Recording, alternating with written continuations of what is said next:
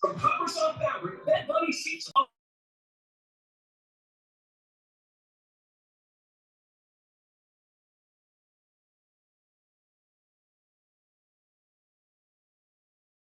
Bill, where's your at?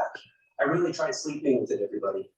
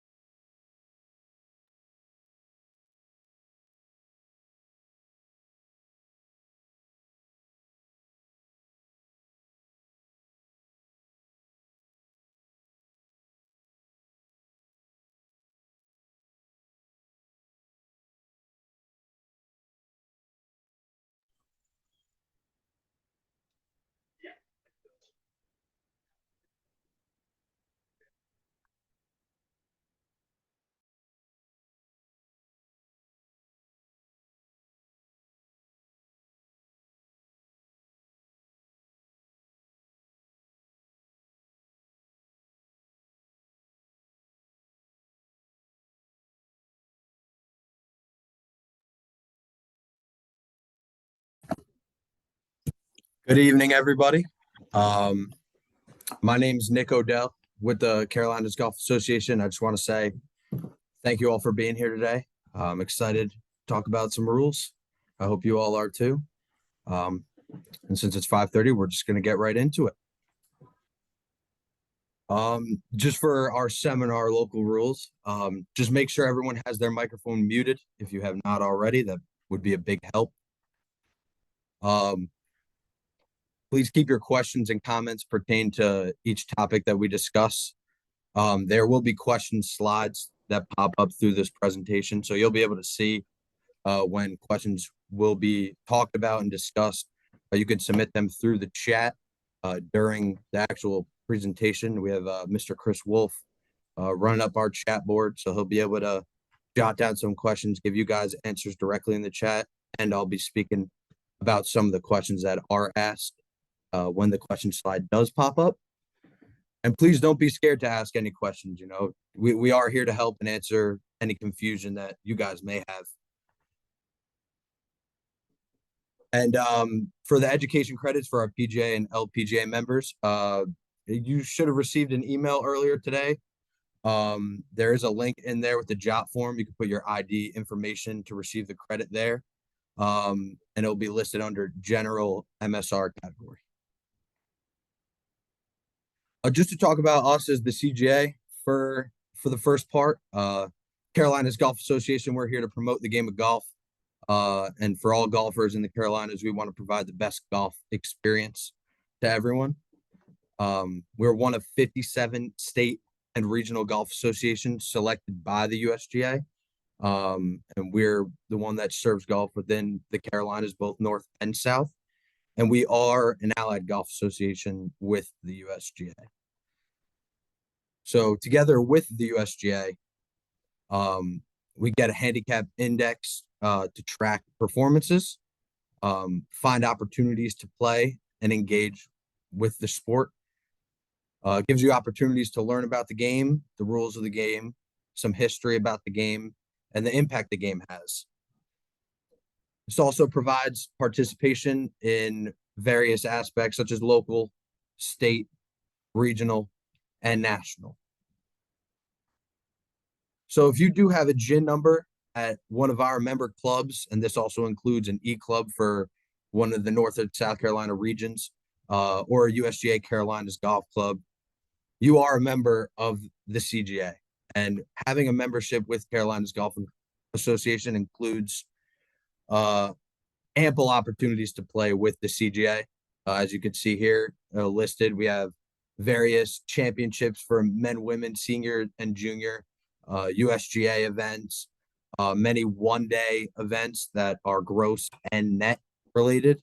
And at least for this year in particular, we will be conducting over 350 events, which is pretty amazing. So that's one of the perks of being a CGA member. Another perk for being a CGA member is have your gin administered by the CGA.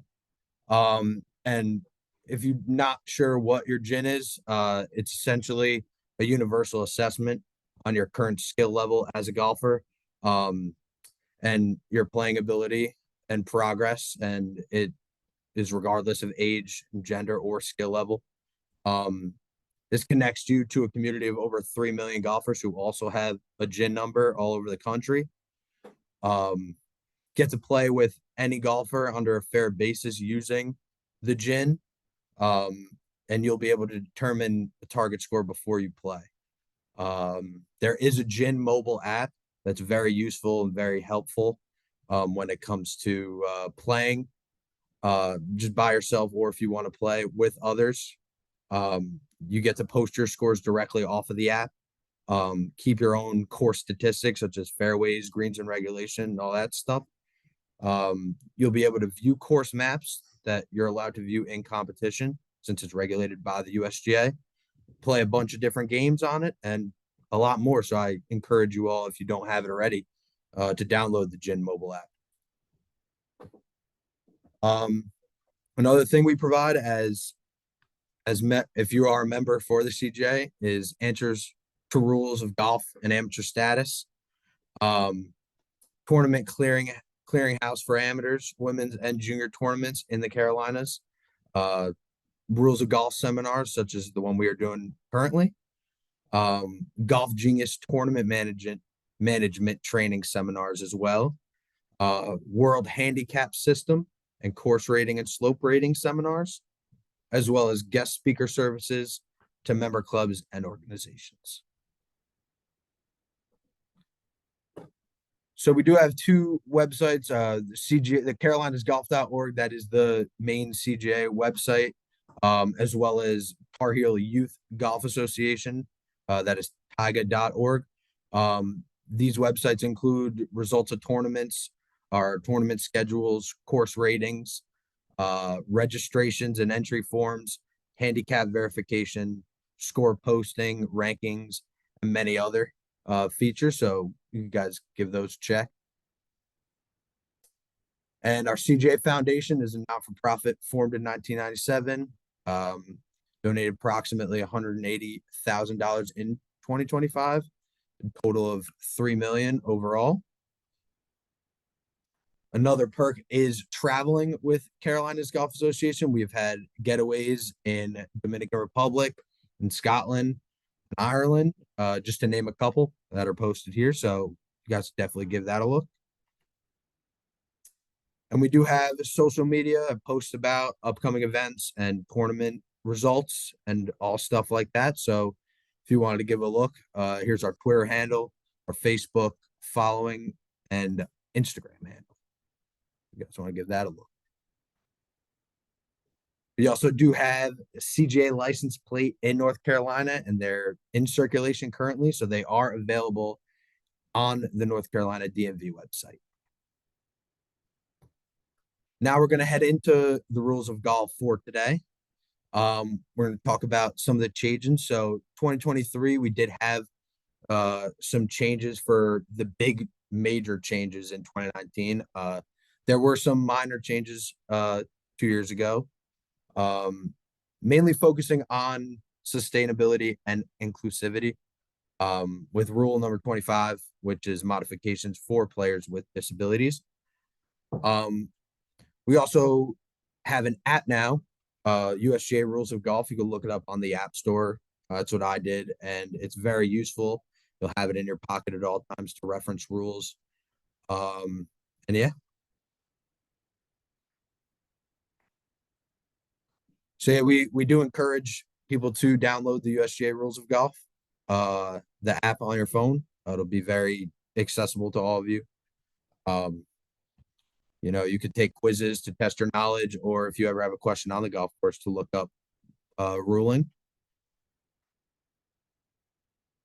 All right. Now we're going to be discussing 5 different areas of the rules today. First, we're going to start with the changes of the of the rules that happened in 2023.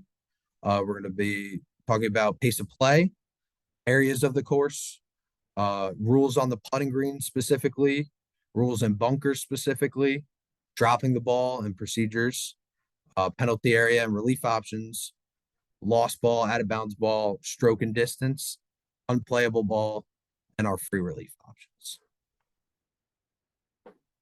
So starting with our key changes, one of the key changes is a ball moved by natural forces. So if a ball comes to rest after being dropped, placed, or replaced, and comes to rest in a different area of the course or out of bounds, the ball must be replaced from its original spot. A ball on the putting green must still be replaced if moved after being replaced again. And this video does a good job of showing that. One of the rules changes for 2023 is a new exception when your ball is moved by natural forces. Given that golf is played outside, the effects of nature, like wind, water, and gravity, can sometimes cause your ball to move. And for the most part, when these natural forces move your ball, there is no penalty. You'll just play the ball from wherever it comes to rest. But sometimes that can be just a little too hard. Imagine taking relief from a penalty. You drop the ball, it's at rest, and while you're preparing for your next stroke, a gust of wind blows it back into the water in the penalty. Since you can't play it as live, your only option is to take relief again for another penalty stroke. And that's just not really consistent with the purpose of the rule. So in 2023, that's no longer the case. Under the new exception, if the ball is at rest after you've dropped, placed, or replaced it, and natural forces move it to a different area of the course or out of bounds, then you must replace it on its original spot. So in the case of the ball rolling back into the penalty area, there is no need to take penalty relief. The ball is at rest after a drop, and natural forces moved it from one area of the course, the general area, to a different area of the course, a penalty area. Therefore, you would simply replace the ball on its original spot and play on. The key here is changing areas of the course. If that same ball was moved by natural forces to a different spot in the same area of the course, then you'll just play it as it lies from its new spot. Another situation where this exception can come into play is if natural forces move your ball from the general area into a bunker. Say your ball is embedded just above a bunker, you take your free relief by dropping twice, but end up having to place it. The ball's at rest, and while preparing for your next stroke, wind or gravity cause it to move into the bunker. Simply replace it without penalty and play on. Do be aware, though, that replacing is a requirement under this exception. If you've taken relief for preferred lies on the fringe, for example, and natural forces move it onto the putting green, this might be a desirable outcome, but you are required to put the ball back on its original spot. Yeah, I think that video does a really good job of explaining it. I think the emphasis should be more of knowing the areas of the courts, which we will get into. If your ball goes from one area of a course to another after being drop placed or replaced, that's the indicator of must replacing that ball. Another key change is the back on the line relief option, which we have for unplayable ball and penalty relief, which is what we'll get into a little bit later in the presentation. But now a player must drop a ball on the line, and the ball must come to rest within one club length, and now it is in any direction when the ball first touched the line. The back on the line relief procedure has been simplified, and here's what it looks like. So use a penalty area as an example. I'm going to keep the point of the ball last cross between the hole and where I want to drop it. I can go back as far as I want on the line, but I have to drop it on the line because that's what activates this relief option. If I don't drop it on the line, I'll be dropping it the wrong way. The relief area won't get created, and I'll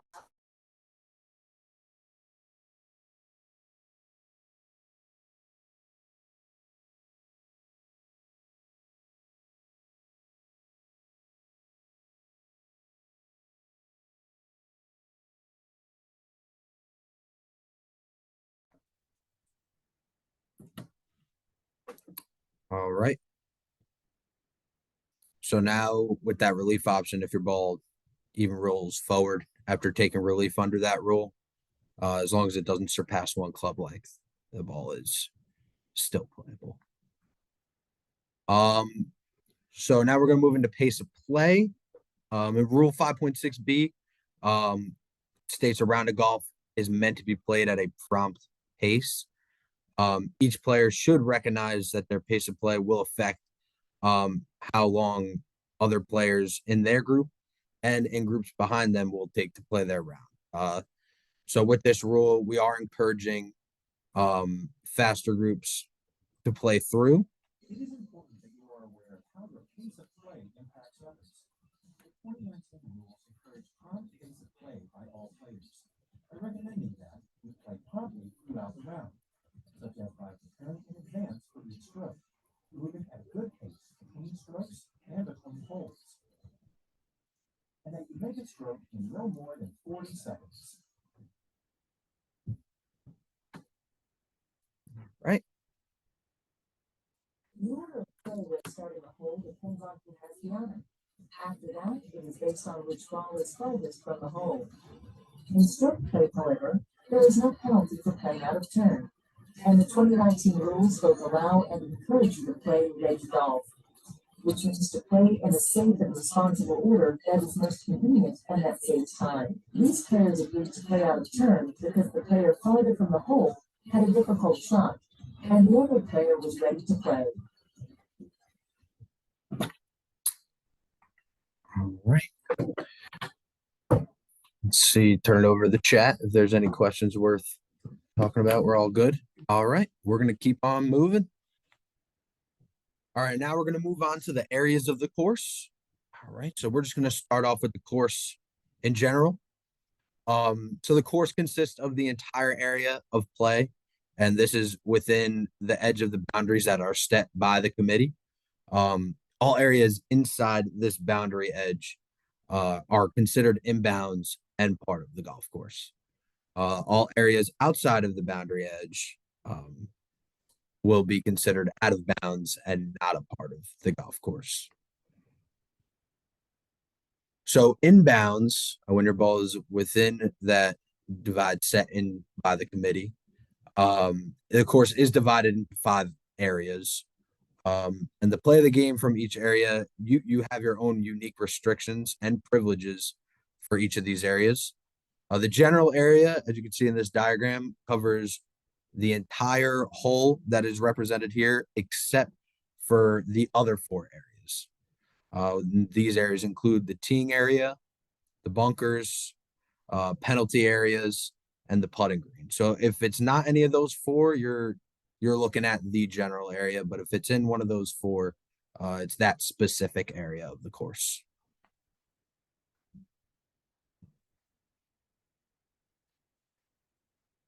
So talking about the general area, as I just stated, the general area covers the entire course except for the 4 specific areas. It's called the general area because most of the course is covered by the general area, and that's where the ball will be played until it reaches the putting green. And this includes every type of ground and growing or attached object found in that area, such as the fairways, the rough grass, and trees. The only places on the course that are not a part of the general area are those defined as the other 4 parts. So the teeing area of the hole you're playing, the putting green of the hole you're playing, all bunkers on the course, and all penalty areas. So we're going to dive into the putting green. The putting green is one of the 5 defined areas. The area on the hole that the player is playing. This area is specially prepared for putting, and the committee has defined the putting green even when temporary green would be used. And the putting green for that specific hole contains the hole which the player tries to play the ball into that hole, which is essentially the game of golf.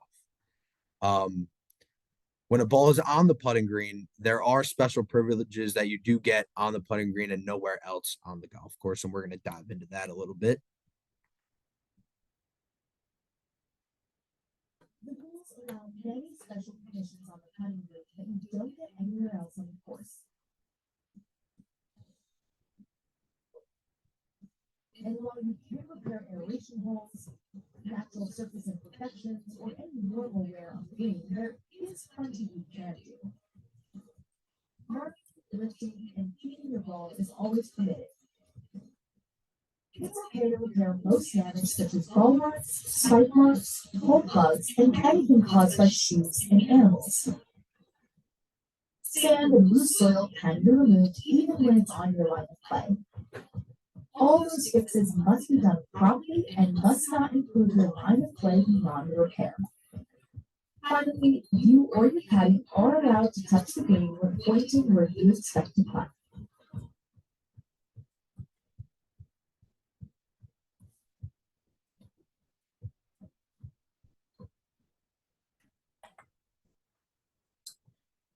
All right.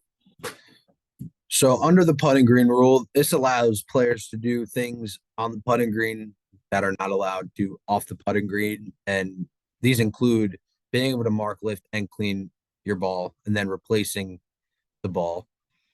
You're allowed to repair damage and remove loose sand and soil on the putting green. Also, accidental movement of the ball or ball marker results in no penalty. And just have to replace that ball. So without penalty, you may repair damage on the putting green caused by people such as yourself or other players in your group, animals, artificial objects, as well as natural objects. However, this does not include natural imperfections on the putting green. These cannot be repaired. So that bottom picture you see right there, that is just a natural imperfection of that green itself. Those cannot be repaired. However, for those damages that you are allowed to repair, just make sure you are repairing those promptly at a pace that is not too long. So examples of damage that you can repair, these are ball marks, shoe damage, and scrapes, indentations, and spike marks. Scrapes and indentations caused by the flagstick or player's equipment. Hole plugs, turf plugs, and sod seams you are allowed to repair.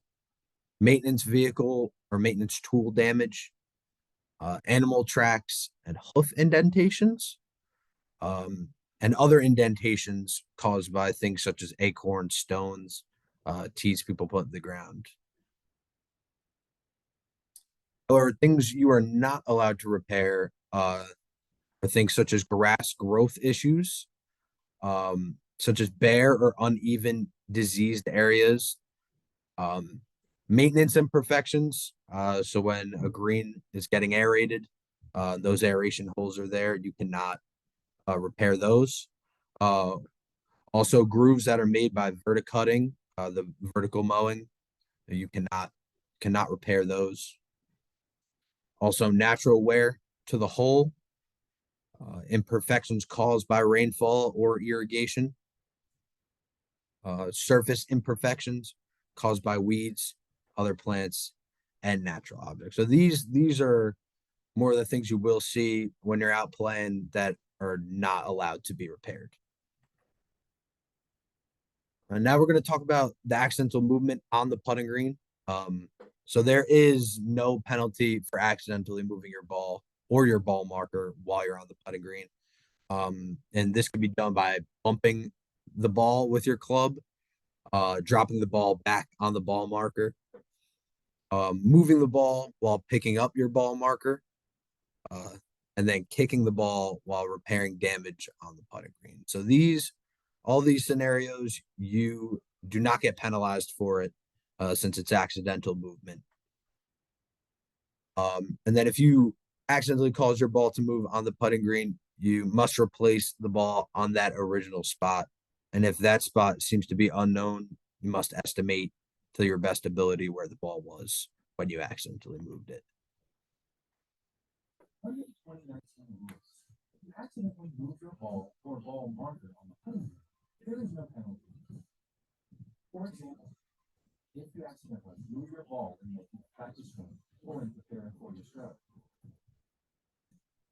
drop your ball marker on your ball and move it.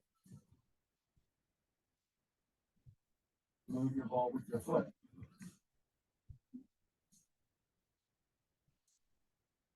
For left falls your ball marker in the middle. There is no penalty, and you simply replace your ball or ball marker on its original spot.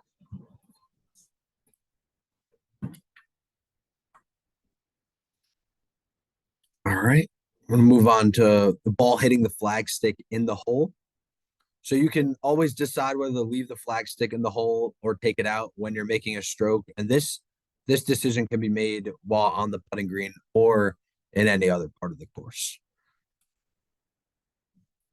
Under the 2019 rules, there is no penalty for hitting the flag stick that is in the hole when you played your stroke from off the putting green, or if you played your stroke from on the green.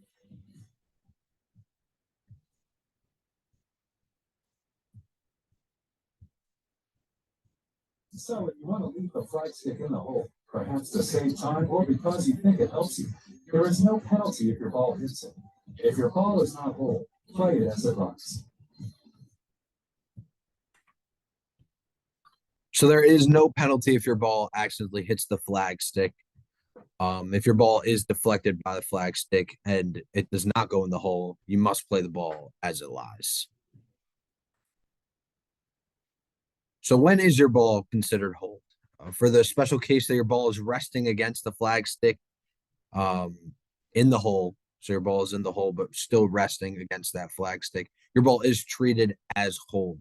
And it is treated as hold if any part of the ball is below the surface of the putting green.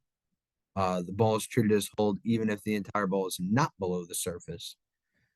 If no part of the ball is in the hole below the surface of the putting green, the ball is not hold and must be played as it lies. So there has to be that part of the ball that is below the surface of the green in that hole, even if it's resting against the flag stick, to be considered hold. All right. So that's it for the greens. We're going to move on to bunkers now. And yes, this picture is real. This is a real bunker in New Zealand.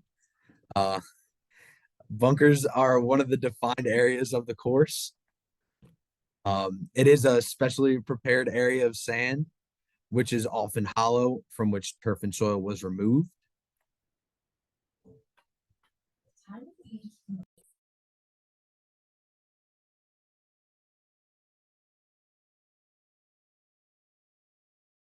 Bunkers are prepared areas of sand with a few special restrictions that serve to maintain the challenge of playing for them. When you find your ball in a bunker, you're not allowed to deliberately touch the sand to test its condition.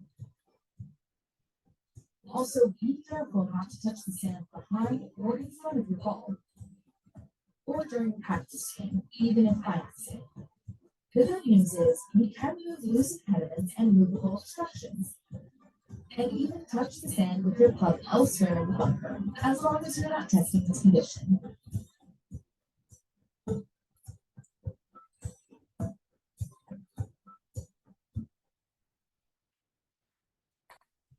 All right. So when your ball is in a bunker, that is when any part of the ball touches sand, or where sand would be on the ground inside the edge of the bunker.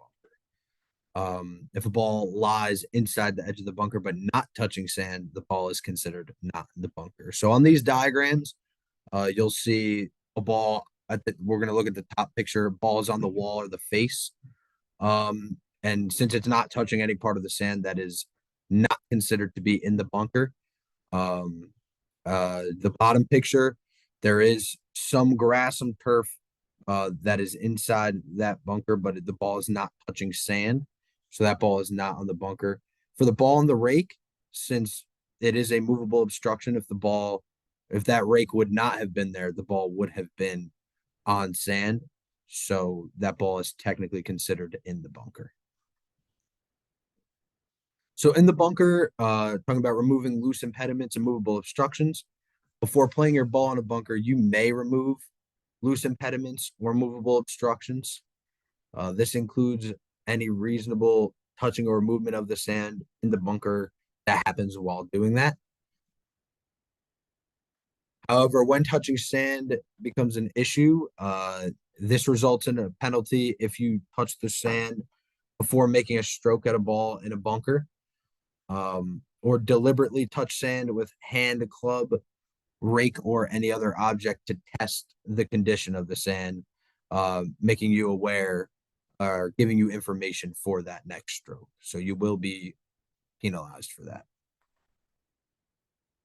More restrictions on touching sand. When touching sand results in a penalty, before making a stroke at a ball in the bunker, you must not touch sand in the bunker, in the club, in the area right in front or right behind.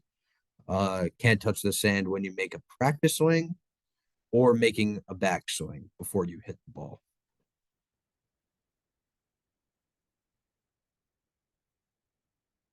So that player will get penalized due to the backswing, scraping some of that sand.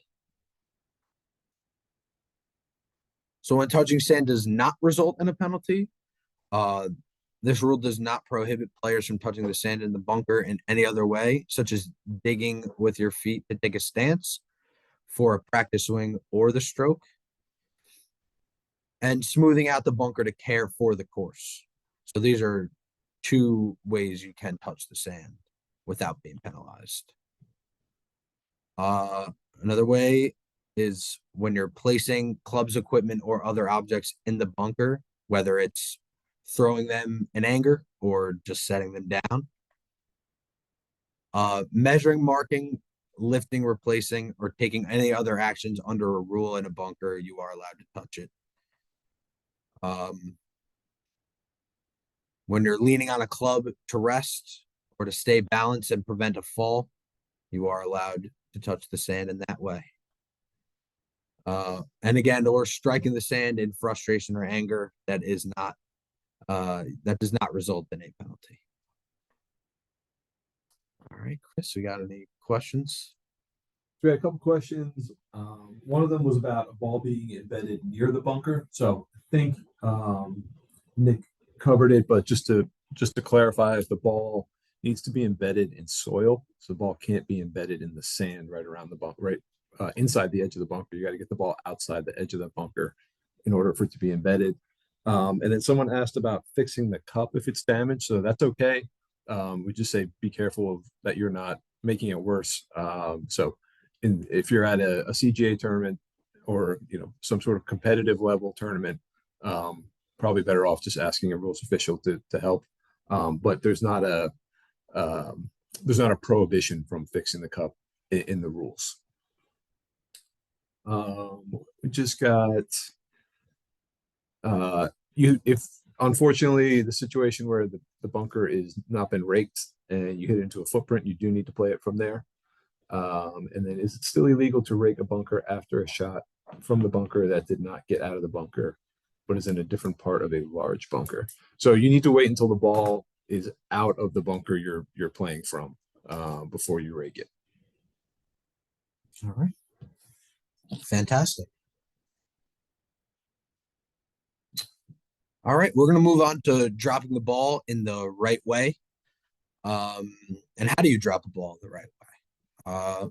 The ball must be dropped by the player, straight down from knee height in the relief area. We'll talk more about the relief area, but the ball must not strike the player or equipment before it hits the ground. Be spun, rolled, or dropped in any other way that would influence where the ball ends up coming to rest. So take a look at that diagram. The player is dropping the ball from knee height directly down in their relief area. So that is a very good example of a ball being dropped in the right way. When dropping your ball under the new rules, the likelihood you will need only one drop will increase, while the randomness of your resulting line will be preserved. The procedure is simple. Hold the ball at knee height, let go of it so it falls straight down, and make sure that it lands and comes to rest in the relief area. Don't throw, roll, or spin the ball, and don't let it hit you as it falls. So we're going to go to a definition. So the definition of relief area, each relief rule requires a player to use this specific relief area, and the size and location are based on 3 different factors. And those factors are reference point, the size of that relief area, and the limits on the location of the relief area. So talking about reference point, nearest point of complete relief, size of the relief area from reference point. I think it's important to notice nearest point of complete relief. This example is used for drainage relief. Nearest point of complete relief is not used in penalty area relief, unplayable ball relief, embedded ball relief, stroke and distance, or when your ball is deliberately deflected. And we'll get into penalty area, unplayable, and embedded, but for this specific scenario, it is nearest point of complete relief.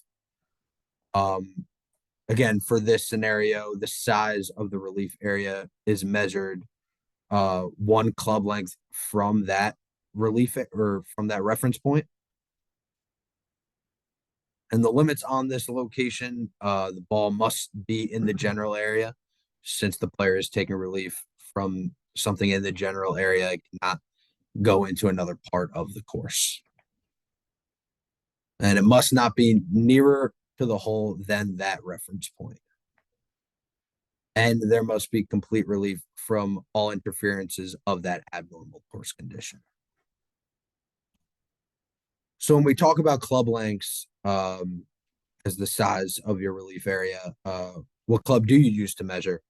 This is your longest club in the bag, excluding the putter. So you cannot use that broom sweeper putter if you have one. And that defines what a club length is when you're taking relief. And for most players, this will be your driver. When you drop in relief area defined by 1 or 2 club lengths, in the 2019 rules, a club length will always name the length of the longest club in your bag, except your putter. For most players, that club will be their driver, but not always. This player is using his driver to measure his 2 club length lateral relief area outside a red penalty area. All right. So these are other dropping procedures. So when to drop again, we do the drop place method when dropping in the right way. So wrong way drops do not count. So if you're going through that procedure, but you do drop the ball above the knee or below the knee, it does not count as a drop, and you will have to redrop that ball. Or when another good example of having to redrop when it doesn't count as a drop is if it hits the player or the player's equipment before touching the ground. Along with that, if it doesn't hit the relief area when dropped, even if it rolls into the relief area when it was out of the relief area, it does not count as a drop. So after dropping in the right way, the ball must come to rest in that relief area after it's been dropped within that relief area. When you must redrop after dropping your ball in the right way and it comes to rest outside of the relief area, you drop again in the right way a second time. So hopefully it will stay in that relief area a second time. However, if your second drop is done the right way and does come into the rest in the relief area, you play the ball as it lies. In the 2019 rules, when dropping and taking free hit or penalty hit, your ball must be dropped in the defined relief area, and it must come to rest in there too. Most of the time, with the knee cut dropping procedure, that will happen on your first drop. When it doesn't, drop a second time. If that drop doesn't stay within the relief area either, place the ball where your second drop first touched the ground. And so with that drop place method, if it doesn't happen that second right way drop, you are able to place it at the spot that the ball touched the ground on your second drop. Do we have any questions, Mr. Wolf? Yes. So we're talking about if you hit the ball out of a bunker and have to hit it backwards, it's still okay to break the bunker at that point once the ball's out of the bunker. And if the drop ball hits your foot after hitting the ground, that ball and it stays in the relief area, the ball is in play. So you should not lift the ball at that point. It's okay as long as it accidentally hit your foot. If the drop ball bounces onto your shoe, you would have to take relief separately. So your ball would be on a movable obstruction at that point. So that would be separate. But what we see a fair amount is the ball lands in the relief area, rolls up against the player's foot, and stays in the relief area. In that situation, just move your foot out of the way and play it from there. All right, awesome. So now we're going to dive into penalty areas. Penalty areas include any body of water on the golf course, plus any other area marked by red or yellow stakes or lines.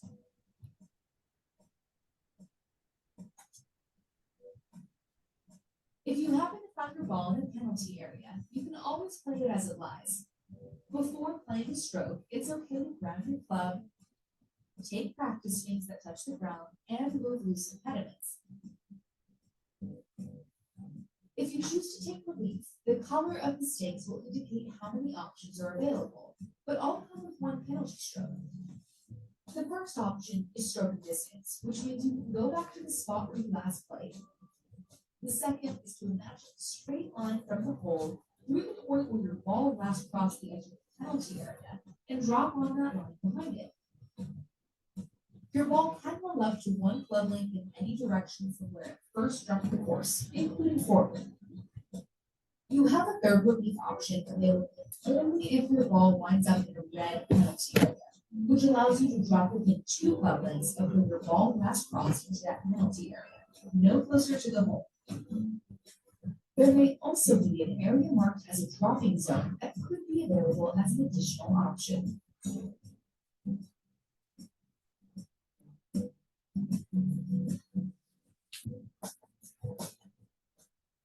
All right. The video gives a good overview about what we're going to talk about in penalty areas. So places on the course where your ball is often not found, or when found, very difficult or impossible to play, is considered a penalty area. This includes any body of water on the course, such as the sea, lake, pond, river, surface drainage ditch, other open water courses, or just a ditch, whether or not it does contain water. Penalty areas also are considered any other area on the course that is marked or defined by the committee as a penalty area. This is also an area from which relief with 1 stroke penalty is allowed if a player's ball comes to rest there. So we have 2 types of penalty areas. We have yellow and red. The difference is due to the relief options that it gives you. So a yellow penalty area, there are 2 relief options. Red, you have 3. So if the color has not been marked or indicated for said penalty area, we're going to treat that penalty area as a red penalty area. So we will give you that extra relief option. So ways penalty areas can be marked. Penalty areas should be identified by one of the 3 means, either stakes or painted lines set out by the course or the committee. If not that, then the physical features of the area will let you know if it is a penalty area. They'll help you see where a penalty area is from a distance.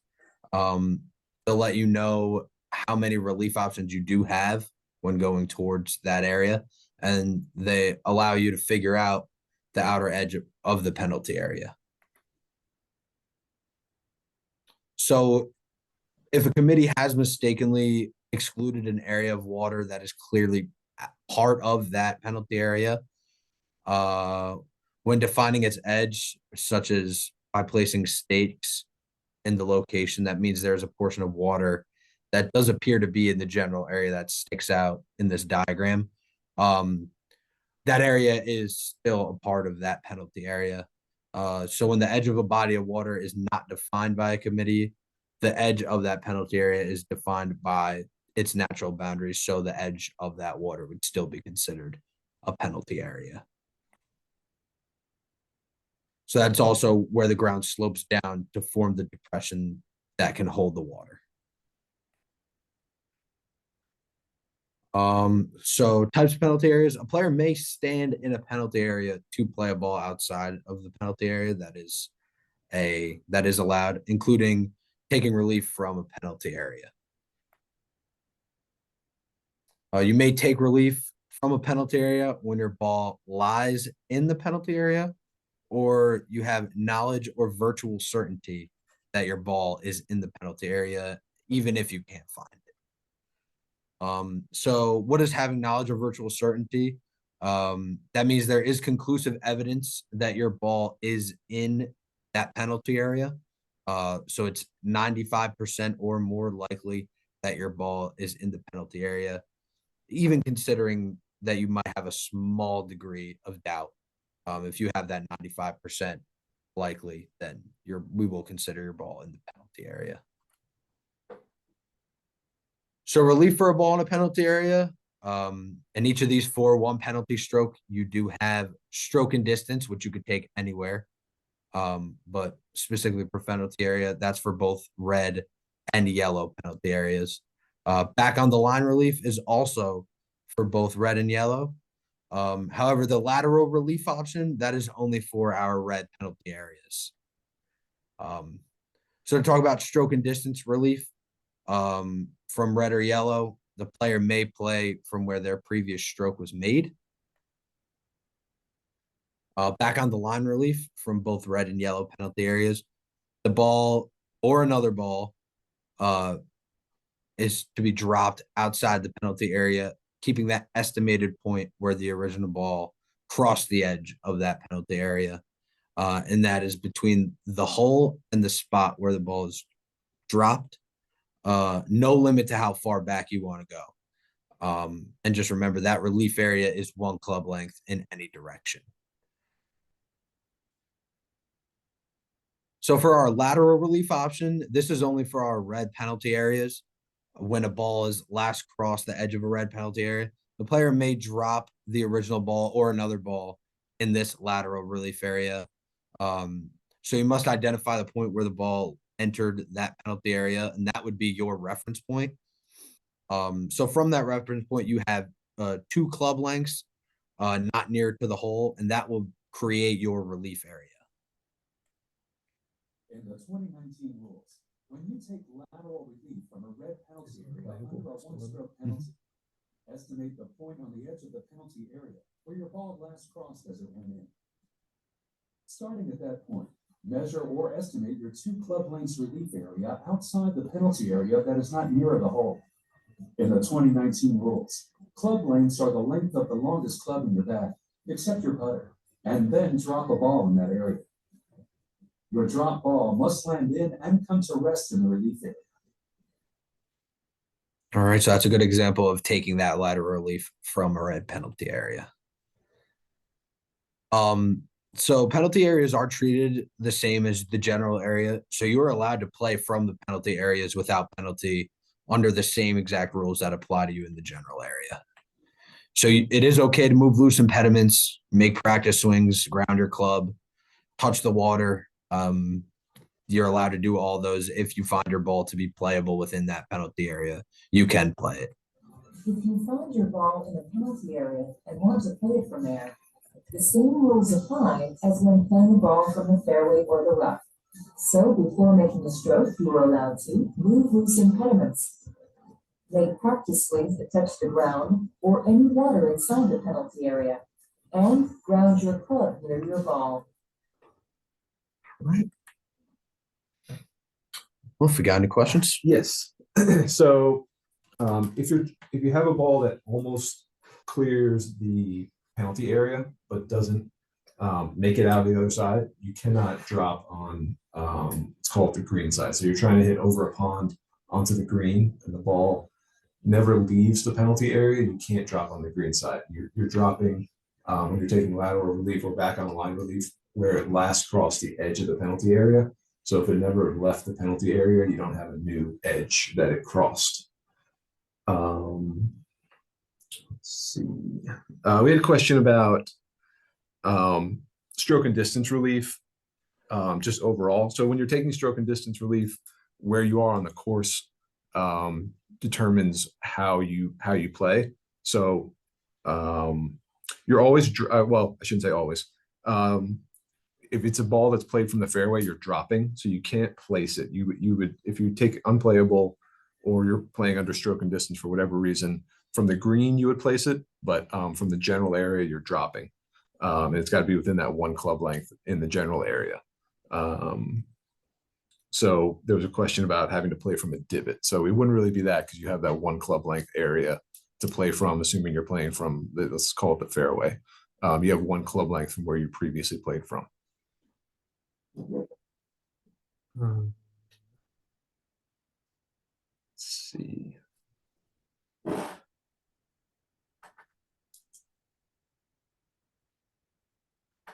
So question about a ball moving. So you're able to move loose impediments in the penalty area, like we said, but you still have the same risks, I guess. So if you move a loose impediment and your ball moves, you would be penalized. This question is specifically says the ball comes to rest in the same spot. So if your ball kind of, the dictionary definition of the word moves is different from the rules of golf definition of the word moved. So in order for the ball to move under the rules of golf definition, it needs to come to rest in a different place. So if your ball kind of rolls ½ inch to the right, rolls back a ½ inch to the left, and is still in the same position, it hasn't moved. So you would be okay in that situation. But more generally speaking, if you move a loose impediment in a penalty area and your ball moves to a new location, then you would still get the same penalty as if it was in the fairway in the rough.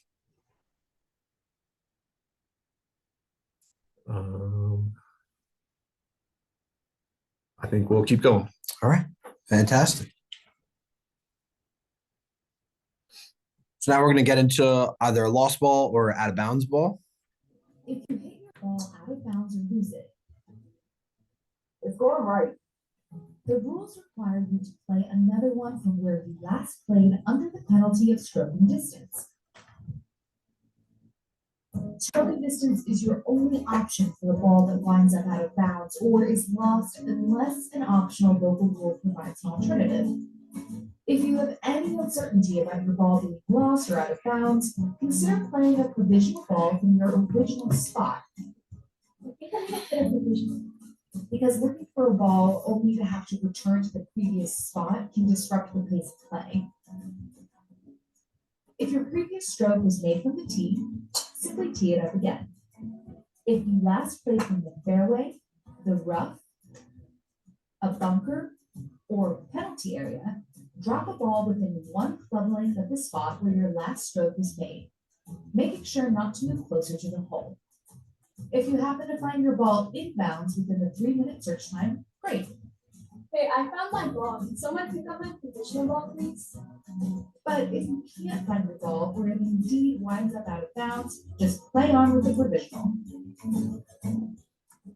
But remember, you're not allowed to play a provisional when the only place your original ball could be lost is in the penalty area. When this happens, you must instead use one of the options under penalty area relief.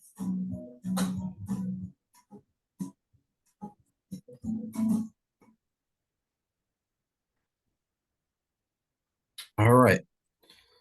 So if your ball is lost or out of bounds, you must play under stroke and distance, and this adds 1 penalty stroke and playing from where your previous stroke was made.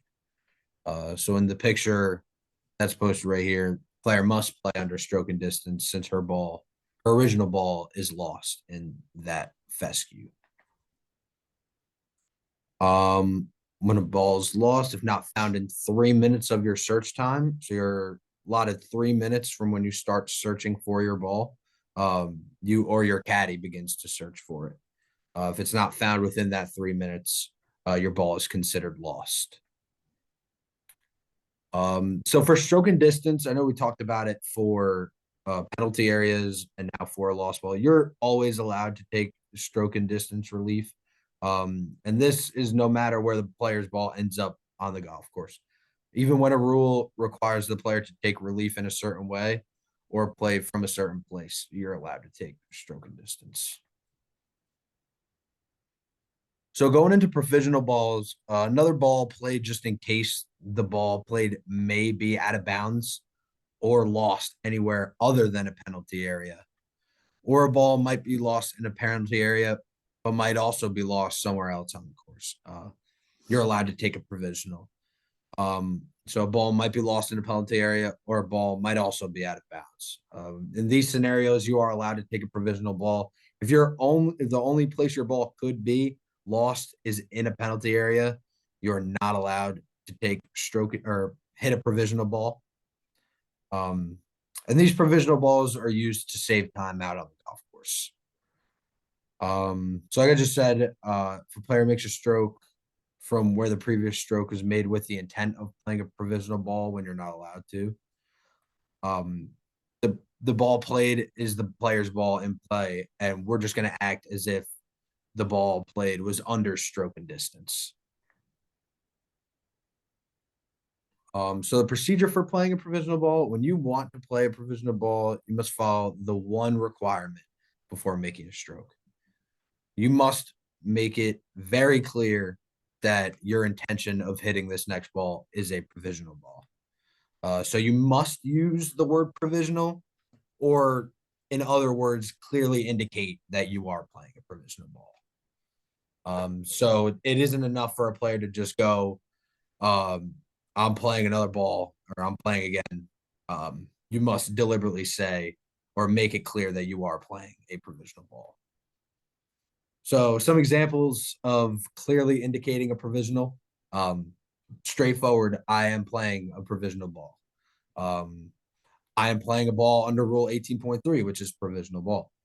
I'm going to play another one just in case. With that just in case, that means you're playing this ball as a provisional. That is clear enough.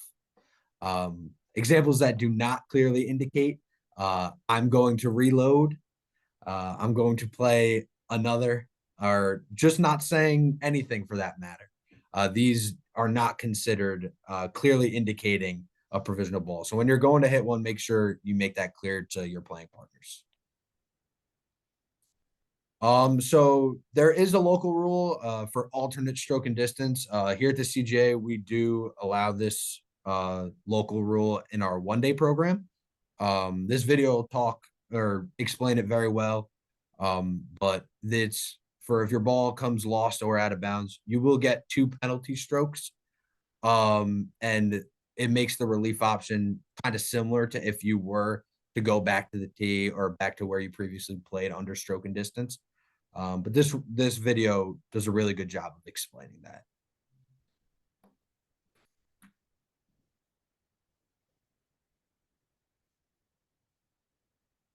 Starting in 2019, when your ball is lost or out of bounds, your course can use a local rule that does not require you to play under stroke and distance. Here's how it works. For 2 penalty strokes, estimate where you think your original ball is or where it went out of bounds. Imagine a straight line running from the hole through that estimated point.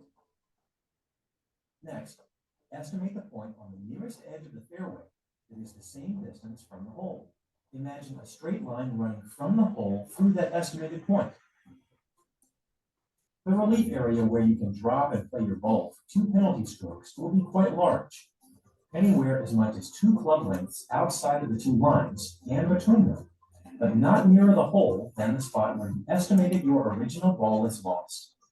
You cannot use this local rule if your ball is lost in a penalty area or if you have played a provisional ball. To learn more, please visit usga.org/rules. All right. So model local rule E5 is that rule for alternate stroke and distance. It's there to just kind of be save time, but for certain aspects, it gives you a big enough relief area to, if you were to play stroke and distance, it's where your ball might have ended up. So you don't have to go back and play stroke and distance. It'll give you that long enough or big enough relief area with a 2-stroke penalty. And these diagrams kind of explain it well. These you can find in the Rules of Golf app. So if you do have that app, you'll be able to look at this, but it's basically explains what that video just said about the large relief area for this model local rule. We got any questions? Yes, we had a question about, can a local rule be put in place saying that a ball out of bounds can be treated as a one-stroke penalty, so essentially making all out of bounds red penalty areas? And no, the answer is no. So the model local rules are all laid out in the back of the committee procedures book, which is a little different than the rules book. So those are the local rules that the committee has to choose from. So the committee can't make up their own local rule apart from those for a rule that, and make a local rule that is has a different outcome than the rule of golf kind of originally intended for.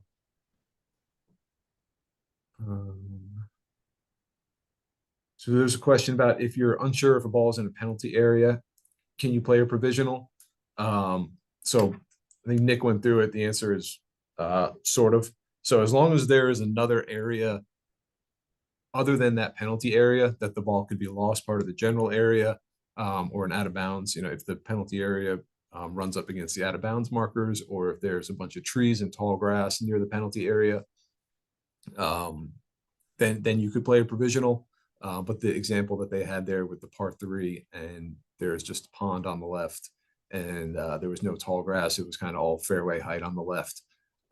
In those situations, if it's not reasonable to assume the ball's lost anywhere other than in the penalty area, it's not a provisional. At that point, you've played your third shot, or you played under stroke and distance as opposed to playing a provisional. I think we're good to keep going. All right, fantastic. So now we're going to get into our unplayable ball reliefs. If you are in a spot where you can't or don't want to play your ball as it lies, consider taking relief.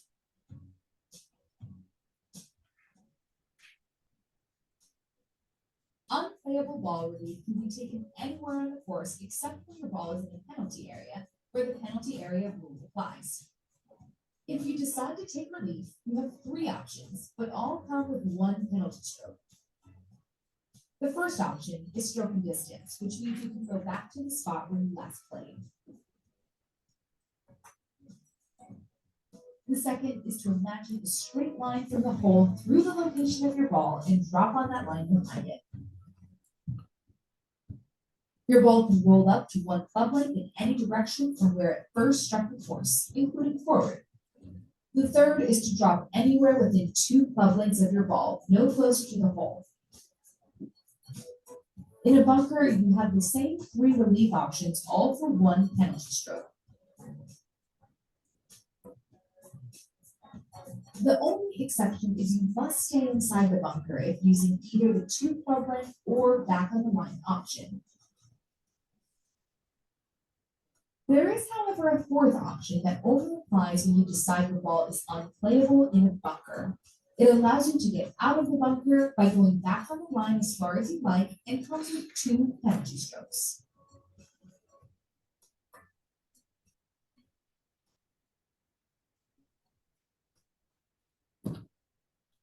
All right.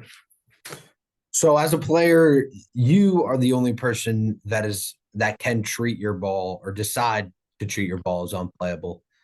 And the unplayable ball relief is allowed anywhere on the course except the penalty area. You can use unplayable ball relief if your ball lies in any of the 4 areas of the course except the penalty area. And for a third time on the slide, unplayable relief is not an option when your ball lies in a penalty area. So that's just very, very much emphasis is pointing towards you cannot take an unplayable in the penalty area. You would just have to follow your penalty area or your penalty relief options. So a player may take unplayable ball relief using one of the 3 options in 19.2 A, B, or C. Each of these cases adds 1 penalty stroke. You're going to see these are very similar and almost identical to penalty relief. So the first one is stroke and distance. You may take stroke and distance relief, and this can be done even if your ball has not been found or identified.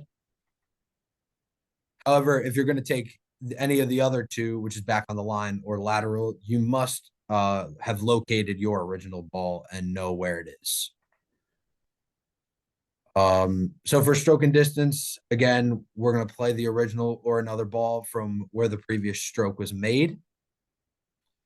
For back on the line relief, we're going to drop the original ball or another ball behind the spot of the original ball, keeping that ball between the hole and the spot where the ball is dropped. And if dropped in the right way on that line, your ball does create that one club length relief area, and it can go in any direction at that point. For lateral relief, your reference point will be the spot of the original ball. That is why you must find your ball if you're going to take lateral relief for an unplayable. When this ball lies above the ground, such as if your ball ends up in a tree, your reference point is directly below where you've found your ball in that tree. And that point on the ground directly below will be your reference point. And that relief area consists of 2 club lengths measured from the ball in either direction, not closer to the hole. So as that video was talking about in the bunker, you get the same relief options for taking an unplayable in the bunker. However, your ball must be dropped and come to rest in the bunker if you are going to take lateral or back on the line. Stroke and distance, you always have stroke and distance. That's just hitting from your previous spot.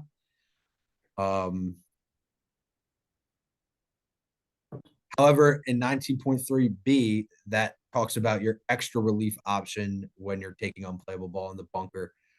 This one consisting of 2 penalty strokes. And this is if you want to take your ball outside of the bunker. So your ball lies in a giant pop bunker and you don't think you have a shot, even if you were to take that 1 stroke unplayable penalty. You can take the 2 strokes and bring yourself back on the line outside of the bunker as far back as you want, as long as you keep that line in between your original unplayable ball and the flag. And here's a really good diagram. Again, you'd be able to see this on the Rules of Golf app, just showing all of your options for taking unplayable ball when you declare a ball unplayable in the bunker. Very helpful diagram there. You got any questions for unplayable? Yes. So a question about back on the line, if your ball's behind the green. So you can't, the back on the line process starts at the hole and goes back through your ball. So you don't go back towards the tee. So if the ball's behind the green and you're going back on the line, you'd be going farther back away from the hole. It always starts at the hole and then goes back to your ball, then continues back on that line. There was a question earlier as well about calling a ball unplayable in a scramble. So there's we're not going to cover them today. A few more. There's specific rules about 4-ball and foursomes play in the back of the rule book. Scrambles are not covered under the rules, so that would be a situation where whoever is running the tournament on that rules committee would need to determine how they want to treat declaring a ball unplayable during a scramble. So it's not actually a form of golf that's covered under the rules. There's just kind of a generic statement about the committee should make rulings as close as they can in accordance with the rules. So that'd be up to them. And then there was a question earlier about when a bunker is right up against a penalty area that I thought we would cover a little more. So we'll just go back to that real quick now. If your ball is in the penalty, so let's say we're a bunker that goes straight into a pond, and we've drawn the red line through the sand, and there's part of the sand that's penalty area, and there's part of the sand that's bunker. So if your ball is in the part of the sand that's penalty area, the bunker restrictions don't apply to you because you're not in a bunker. You're playing out of a penalty area. So that would be even though there's the same sand and the ball could be very close to where it would be in the bunker, if your ball is on the penalty area side of the line or is even touching the red penalty area line, the ball is not in the bunker, so you would be free from those bunker restrictions. And And then the last question, I'm not sure when it popped up, about playing under stroke and distance, but essentially you can always play under stroke and distance. At any point, you can go back to where you previously played from and play under stroke and distance. All right, I think we're good. All right, cool. Keep moving forward. I'm gonna go into our relief from abnormal course conditions. The two fundamental principles of golf are play the ball as it lies and play the course as you find it. But there are 4 conditions that are not considered part of the challenge when playing the game. These are collectively referred to as abnormal course conditions, and you aren't required to play from them. These include temporary water, animal holds, immovable obstructions, and ground under repair. Golf courses decide when an area is abnormal, and it generally needs to be marked. Also, there are certain conditions which are ground under repair by default, such as holes made by maintenance staff and any material like grass clippings or brush piled for removal.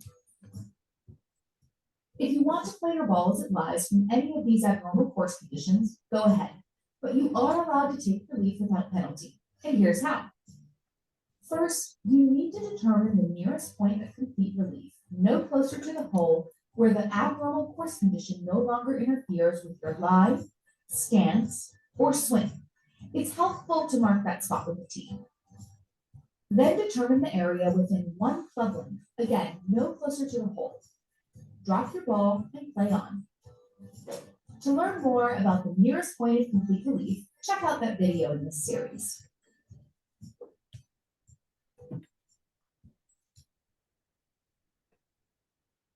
All right.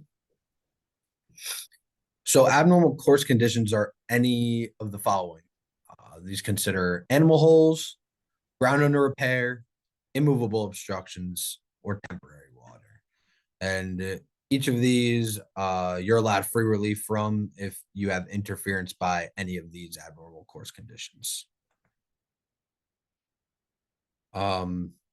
Interference from an abnormal course condition exists when your ball is in or on one of these abnormal course conditions.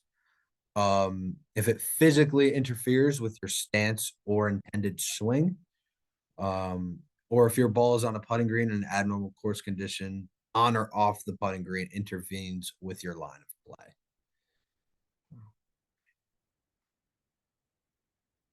So relief from an abnormal course condition is not allowed when your ball is in a penalty area, or it is the abnormal course condition is out of bounds, or it's clearly unreasonable to play the ball. This is because of something other than an abnormal course condition, because you chose a type of club, stance, swing, or direction of play that is clearly unreasonable. So for the 2 examples here, that little stone wall against the water is marked in that yellow penalty area. So the player is allowed to play that ball if he or she decides to, but they aren't entitled to free relief. They can take penalty area relief. And then for the bottom one, there's not a reasonable stroke for that ball to be played. You can't get your club head on that ball since it's in the middle of the rock. So you're not entitled to that free relief. You can take an unplayable from that ball position.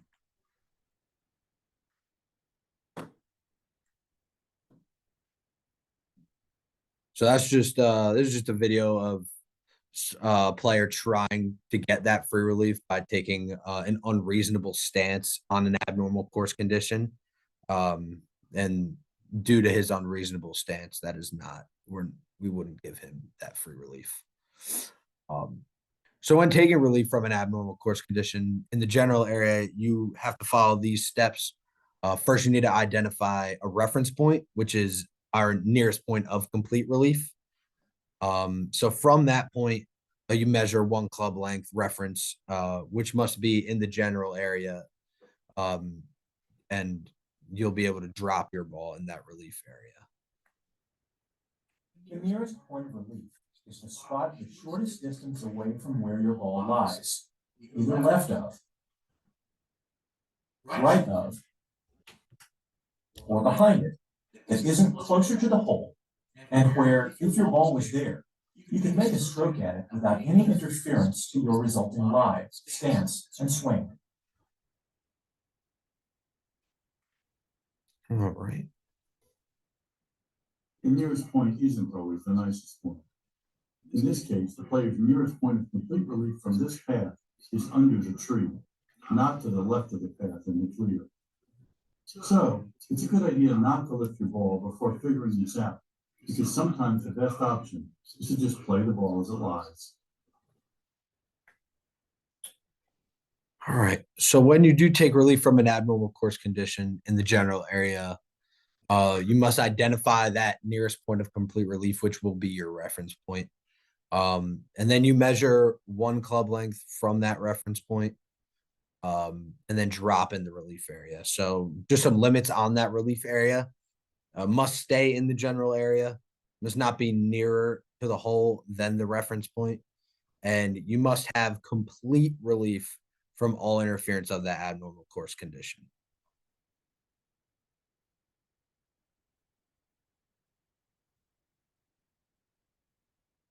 So we're going to move on to loose impediments and movable obstructions. How and when play may take free relief from loose impediments and movable obstructions. These movable, natural, and artificial objects are not treated as part of the challenge of playing the course. So you are allowed to remove them when they do interfere with your play. However, for loose impediments, you must be careful moving near ball off the putting green, because there will be a penalty if they cause the ball to move.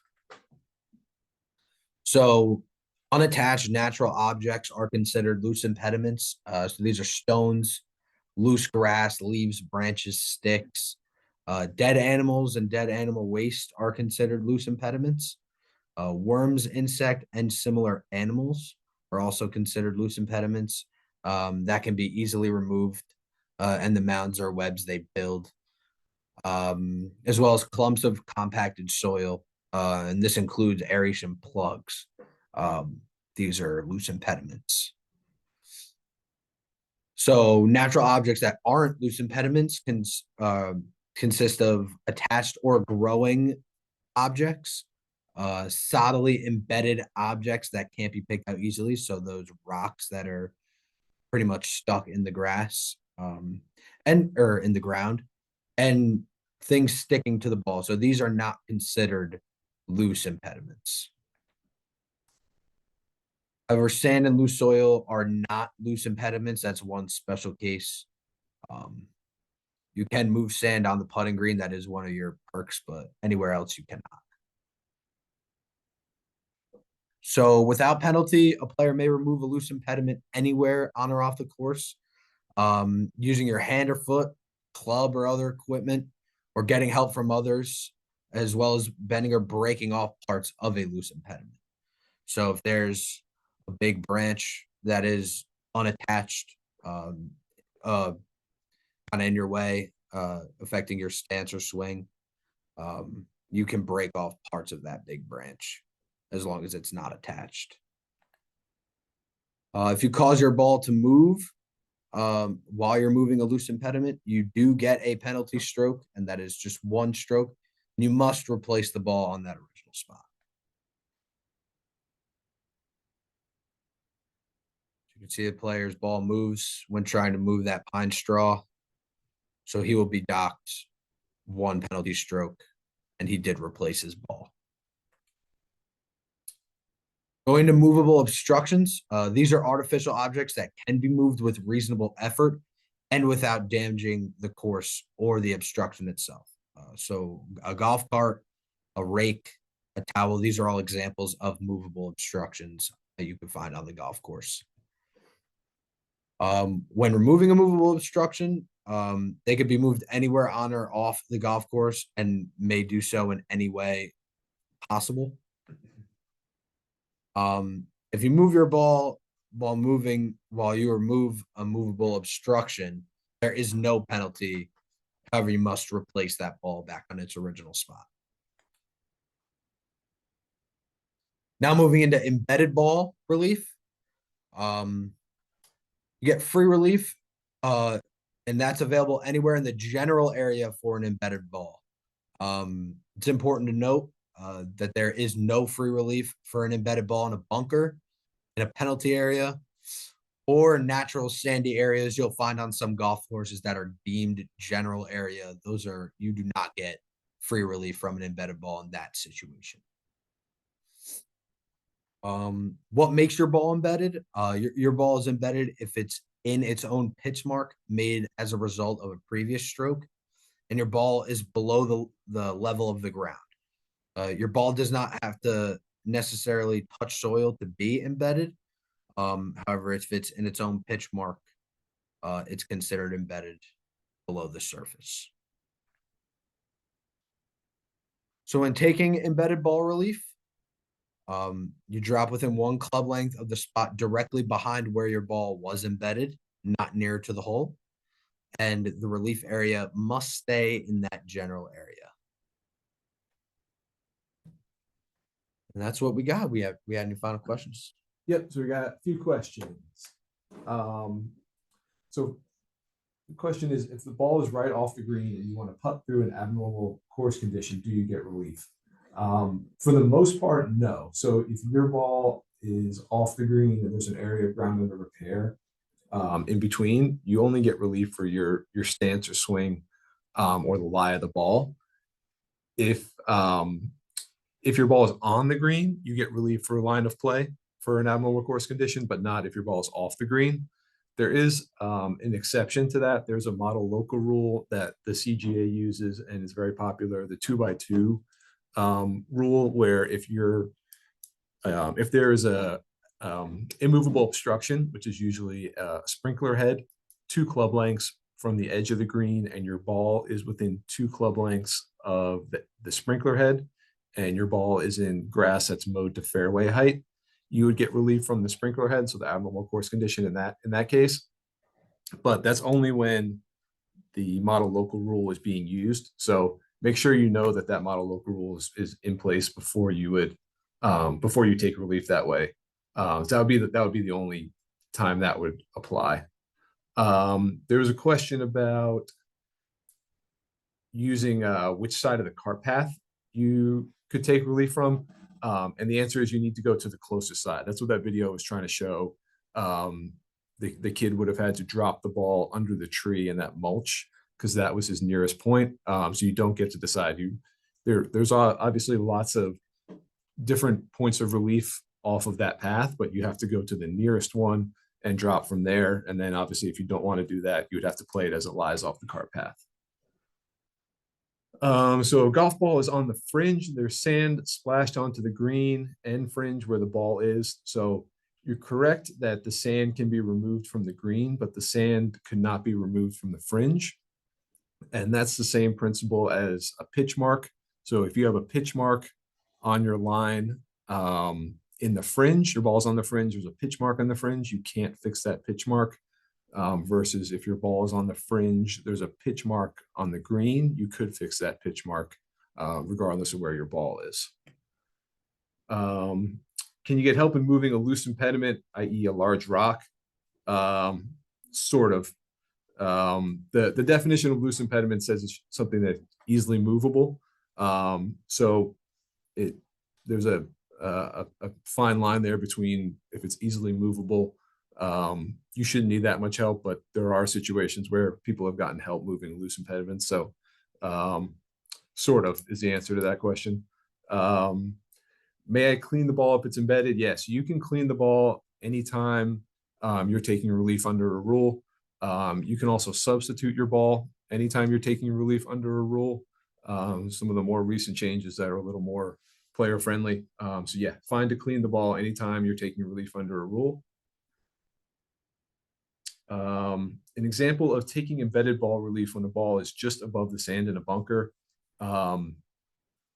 If you, so there was a video of Tiger Woods hitting a bunker shot and it comes out low and it goes straight into through the wall at the front of the bunker, but it's in the grass soil portion of the golf course. So as long as you get that ball above the top edge of the bunker where the sand is and into the dirt soil above it, then that ball is out of the bunker. So your ball could be embedded in that situation. If you just blasted it straight ahead into the sand part of the front wall, then the ball is not embedded, according to the rules of golf.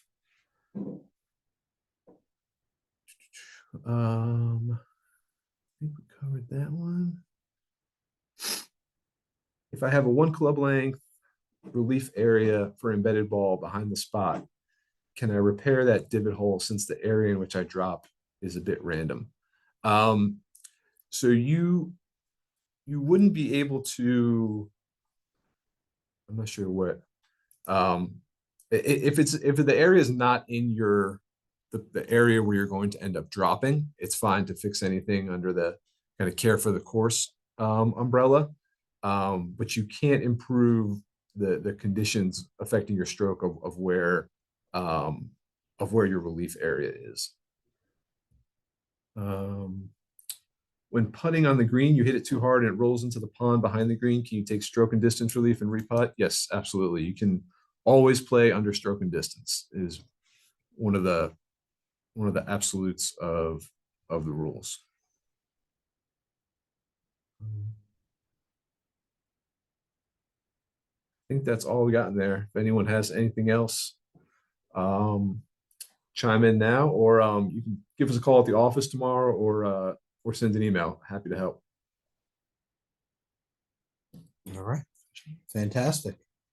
Well, that's it for our presentation. I just want to say thank you all for being here. I hope you guys took away something from the presentation, learned something new today. As Chris said, if you have any questions, feel free to reach out to us, send us an email or give us a call. And yeah, thank you all very much. Look forward to seeing you guys hopefully playing some of our events. And have a great